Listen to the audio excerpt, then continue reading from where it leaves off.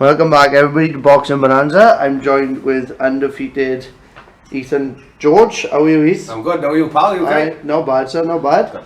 We're down here at different scenery today, near the Stallion Gym. How are you, sir? How have you been? Yeah, good. Just training, taking over, eating loads of shit, you know, the usual.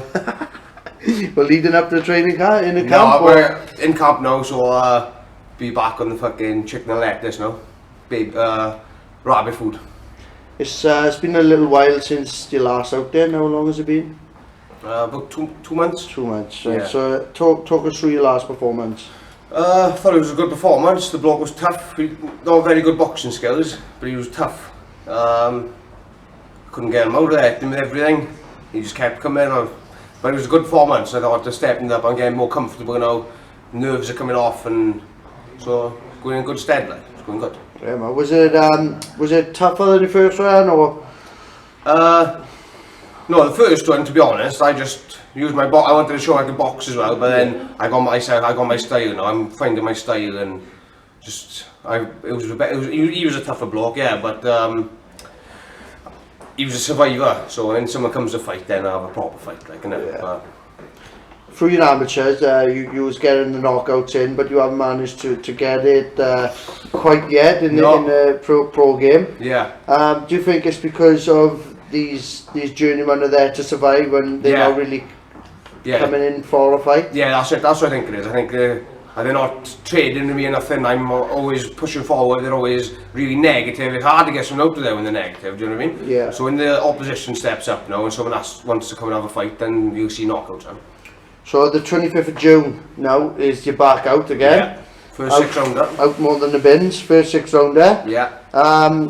Your opponent is not. It hasn't been confirmed yet on BoxRec, but you know who your opponent is. Yeah, it's Doylton Neves. He's a big guy. He's a bit bigger than me. He's a natural super middleweight. First southpaw. He's got some good skills. He's tricky, but he's complete opposite to the other bloke I fought. The bloke I fought last had no boxing skills, but he was really tough. Now this guy, he's got good boxing skills, but he's not tough. So when you get to him, he does fold. So I'm trying to. Yeah, man. So with him being a southpaw, is that better for you with our left hook, or? In my amateur gym in Penrheo, I was the only orthodox fighter in there. All the boys, all the other adults in there, all the other seniors were southpaws. So I like fighting southpaws, to be honest. I like it. Yeah, man, it's great stuff. What about sparring and preparation? What about down Tony Bogues? Plenty of sparring down Tony's. We got Rashid, who's a southpaw. We got James, who's a southpaw. I just go around other gyms and looking as well. But we do in St. Joseph's. We don't need to go looking for sparring because we got all the sparring there. But I like to be out of my comfort zone. Yeah. So, but you've also, like you said, travelling around. You've been up to see spar Liam Smith and who was it? JJ Metcalf. JJ Metcalf as well. For a European title in 2 or 3 weeks' time. So what's them experiences like going around to the other gyms? Really good. Because I haven't had much of an amateur career. That's why I'll go around and spar the best people I can find, just to get them nerves, like fight feeling nerves, and then just to show, like, because I haven't had many amateur fights, whatever. But I know I've had my knocks in the gym, like, you know what I mean. So I'm full of confidence. I don't go thinking, oh fuck, I haven't had as many fights. I don't give a fuck. Like I've had my knocks in the gym. I've proven myself in the gym. I know what I can do against high level opposition. So when I've got these journeymen and stuff, and I'm not feeling it, like, you know what I mean. I know I'm at that level. I know where I am, like, you know what I mean. What's the type of sparring with like the likes of JJ Metcalf and the tear ups? Oh, tear ups, yeah. You don't go there, and I haven't travelled. That's what I say. No, I haven't travelled all the way up here to be a punch bag. Do you know what I mean? I'm coming up here and I'm getting my work in as well. Say the ring's fucking 18 foot, whatever. We need 2 meters of it when I'm in there because it's like I just stand in the middle and tear up with anyone, like so. Just the phone box. Yeah. Was it to my knowledge, an MTK who took you up to spar Liam Smith? Was there, or suggested? Yeah, they suggested it because they wanted to see what level I was at.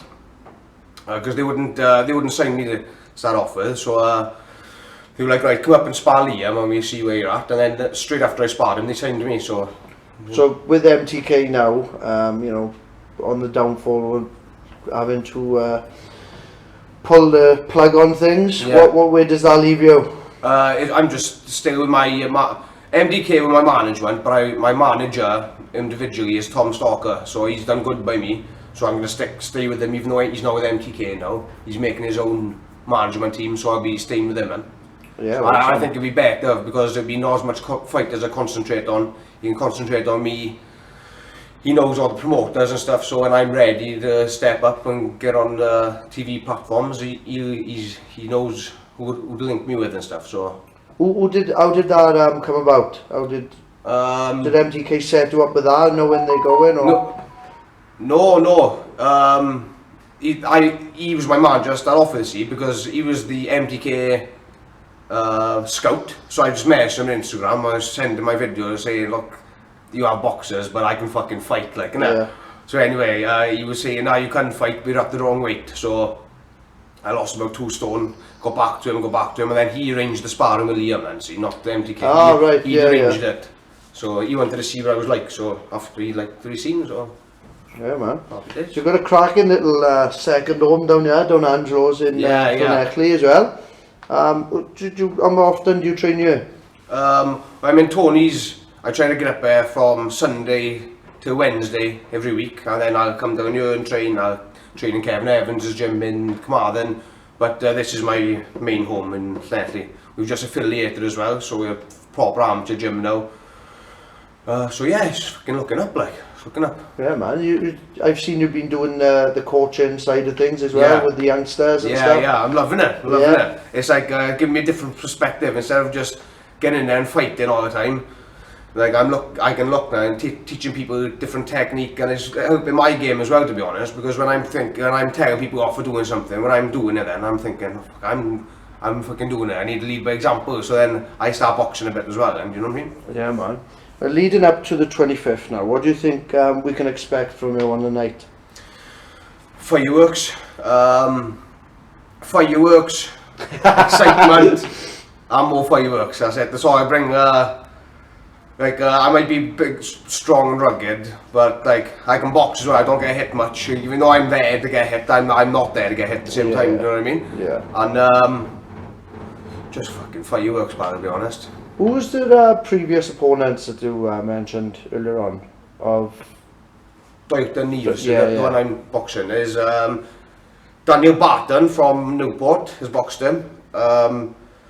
Buckland's little brother, Mitch Buckland's boxing. Daniel, he's fighting for a Bignam. He's fighting for a world title. He's boxed him, and when I'm fighting, they went neck on neck. It could have gone either way with the decision. So I got a stern test here. Like I got to be on my game. I got to box well. I can't just win because he's a good kilt boxer. Like, you know what I mean? So for your third fight, this is quite a step up for you. Yeah, big step up. Yeah, so that's exciting. Yeah. By my 10th fight, I want to be fucking known, like, you know what I mean? Not still fighting journeyman and stuff. So after this fight now, this is my first 6-rounder. After this fight, try and get an 8-rounder, and then I want to be, by the end of the year, I want to fight for a Welsh title, the light middleweight Welsh title. Because I box a super middleweight and middleweight now, just so I can get more fights, more people who fight me and stuff like that. I don't have to diet as much, and do you know what I mean? But then when I get serious, I'll be making light middleweight and 11 stone. So like your last fight was just over the middle. Yeah. So it was down the super middle, but it was just over the middle. Like, yeah. So was you comfortable, or could you have come down that extra weight? Loads, yeah. To be honest, if I really push, I'd probably make welterweight. I'm only 5'9", small.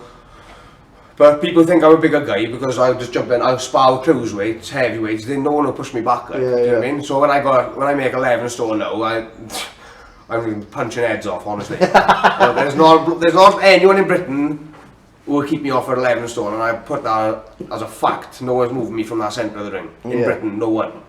So, like, he's obviously got the more experience, but do you feel like that's better for you because he's going to be more game, he's coming there to win rather than survive? Yeah, but he's a negative fighter, like he's cute, he tries pot shotting, and if someone makes a mistake, you catch him, you can dig a little bit as well. But I'm wary of this, like, so do you know what I mean? So yeah, I know he's not going to come and fight me. He'll probably throw a couple of shots around, but I got to be on my A game because he throws nice, clean, crisp shots. So yeah, man, fantastic. So just a little quick one on Bivol versus Canelo on the weekend. What did you think of that? Well, I'll be honest, I did see Bivol beating my points. Everyone who asked me who was going to win, I said Bivol points, but if Canelo catches him, he's going to stop him. Not taking anything away from Canelo, he's amazing, still pound for pound best, but I think that push to light heavyweight's a bit too much. He fought Cobb level light heavy, but he wasn't a crusher anymore, do you know what I mean?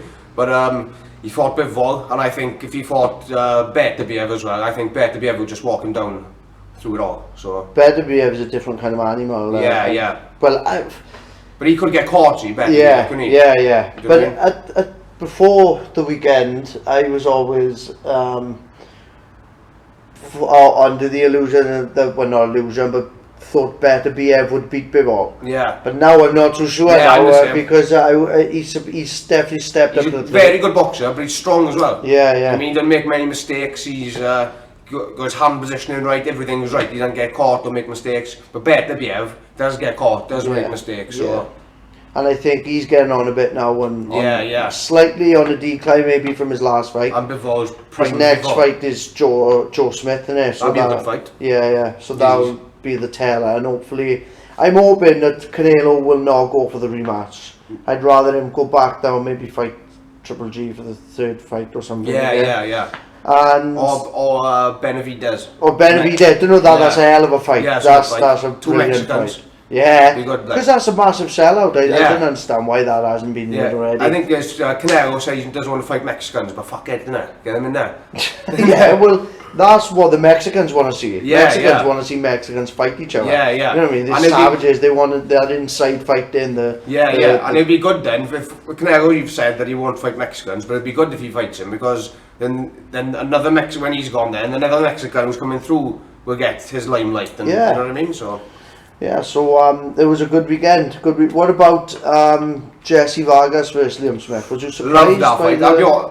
I've always liked Liam Smith, but since I've gone up and sparred him twice, I've got a new found respect for him. He's a fucking absolute animal, man. Pure professional, does everything right by the books, and he's going to take some beating. So when he beat Jesse Vargas, to be honest, I've been in there first hand. I know how fit he was, how good he was. Like they were saying, he's got a basic style. He ain't got no basic style. He's just really cute with it. Like, you don't see what he's doing. Like, you know what I mean? Yeah. So no surprise at all. I said late stoppage. Yeah, it was. I thought that he might be getting on a bit now. When I thought Jesse Vargas is going to be too I know sweet for him, but fucking hell. He's like a fine wine. He's getting better and better. He is getting better and better. Even though he's got grey hair, I don't mean nothing. Like, he's an absolute animal. He'll do 12 rounds on the Saturday. He's waking up then Sunday league playing football with the boys. Does he? Yeah, every time. It's clean off. Yeah, it was a good night. What do you think of the Katie and Taylor and Serrano fight? Amazing, but class, brilliant for good women boxing. But I do think they should do, if they're not doing 12 rounds, they should do 3-minute rounds. Or if they're not doing 3-minute rounds, they should do 12 rounds. You know what I mean? One or the other. They're fair enough not doing 12 3-minute rounds, even though if they want equality, that's what they should be doing. But it should be one or the other, either 12 twos or 10 threes, one of the two, innit? Like, Serrano asked for the 3-minute rounds, Katie was like, nah. I don't blame her. Well, she would have been out in the sixth. Was it the sixth round or the fifth? Fifth, and then she's out in the sixth as well. If they were 3-minute rounds, she was gone. So well, she done well to get through that, to be honest. Just the 2 minutes, so the 3 she would have been gone, wouldn't she? A fantastic night. Ed Ewan knows how to put on a show. Ed Ewan's the best, isn't he? He is the best. Like Frank Warren's, they're good promoters. They know how to get you world titles. But if you want entertainment, you watch Ed Ewan show, don't you? Yeah. You know what I mean? I love him. I do. Like people were like commenting on social media and laughing at Ed Ewan, saying that he's taken loads of losses and the last couple of fights. But then it just makes you think like, yeah, but would you rather him put 50-50 fights on and his fighters lose, or like PBC and Frank Warren, they'd have put fucking 70-30 fights on or whatever. And no, you know, the undercard's terrible. Yeah, that's and it. It's just that's it. Ed Ewan, he does it right, doesn't he? He'll chuck you in He might build you up a little bit, but only for 1 or 2 fights, and then he put you in. He likes to know what he's got. You know what I mean? Like Joe Laws, with Joe Laws now. Joe Laws, massive ticket seller.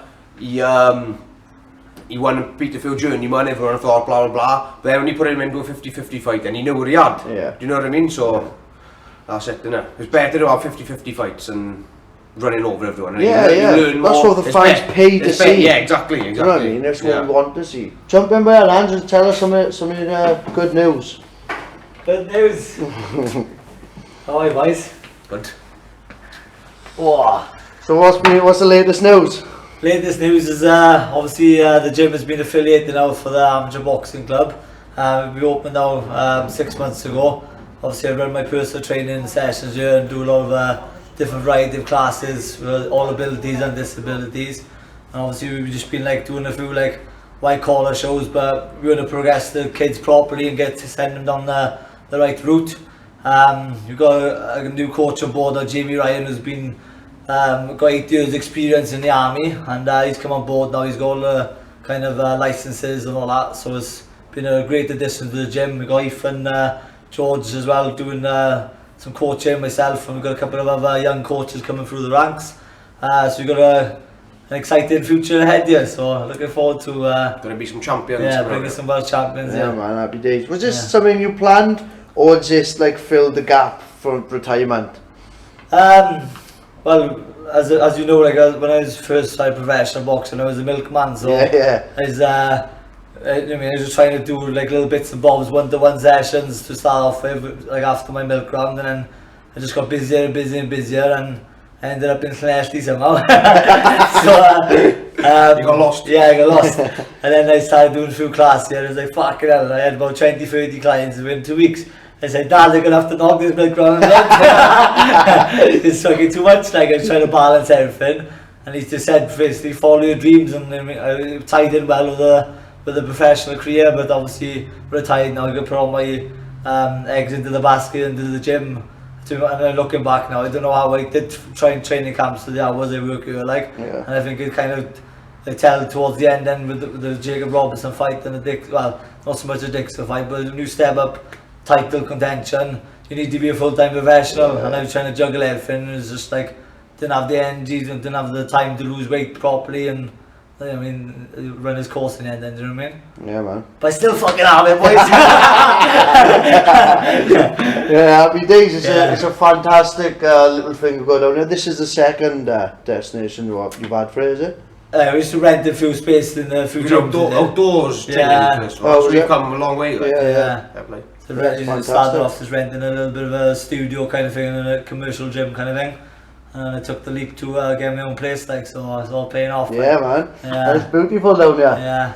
So thank you very much for joining me, boys. It's been a pleasure. Yeah, Thank you very much. Johnny boy. And Ethan, all the best in your upcoming fight. Thank you very much. If anyone wants tickets and anyone wants to get involved with the sponsors, message me. Top man. Thank you, guys.